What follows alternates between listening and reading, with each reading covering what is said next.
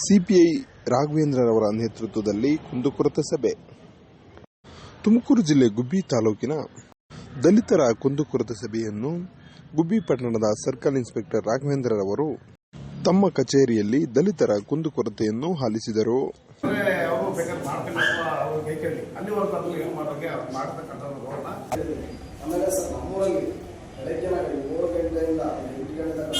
ಸ್ಕೂಲಿಗೆ ಬರ್ಬೇಕಾದ್ರೆ ಮಕ್ಕಳಿಗೆ ಹೆಣ್ಮಕ್ಳಿಗೆ ಸಿಕ್ಕಾಪಟ್ಟೆ ಎಲ್ಲ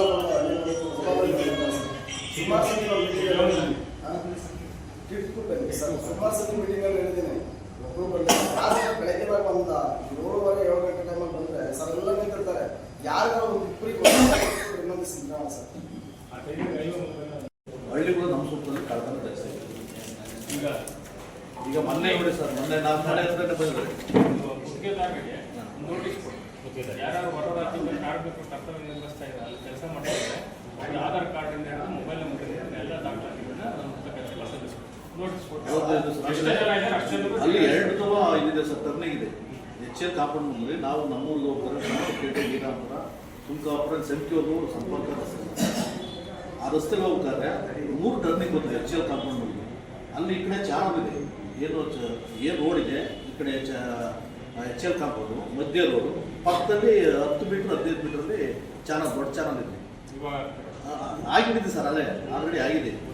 ಈಗ ಅಂತನೂ ರಸ್ತೆ ಮಾಡಿದ್ರೆ, ನಮ್ದು ಬಂದಿ ರಸ್ತೆ ಮಾಡಿದ್ರೆ ಫಸ್ಟು ಮಾರ್ಷೆಟ್ಗಳಿಗೆ ಹೋಗೋ ರಸ್ತೆನ ಈ ರೋಡಲ್ಲಿ ಈ ರೋಡಿನ ಸಮಸ್ಯೆ ಏನಾಗ್ಬಿಟ್ಟಿದೆ ಅಂದರೆ, ಒಂದು ತಾಲೂಕು ಮಟ್ಟದಲ್ಲಿ ಇರ್ಬೇಕಾಗಿರೋಂಥ ಎಲ್ಲ ಕಚೇರಿಗಳು ಒಂದೇ ರೋಡಲ್ಲಿ ತಾಲೂಕು ಲೆವೆಲಲ್ಲಿ ಏನೇನು ಕಚೇರಿ ಇರ್ತವೆ, ತಹಸೀಲ್ದಾರ್ ಕಚೇರಿ, ತಾಲೂಕು ಪಂಚಾಯತಿ, ಮುನ್ಸಿಪಾಲಿಟಿ, ಸಬ್ ರಿಜಿಸ್ಟರ್ ಕಚೇರಿ, RI ಆಫೀಸ್, ಬ್ಯಾಂಕ್, ಎವ್ರಿಥಿಂಗ್ ಎಲ್ಲ ಒಂದೇ ರಸ್ತೆಯಲ್ಲಿ ಇರೋದ್ರಿಂದ ಜನಸಂದಣಿ ಸ್ವಾಭಾವಿಕವಾಗಿ ಜಾಸ್ತಿ ಇದೆ.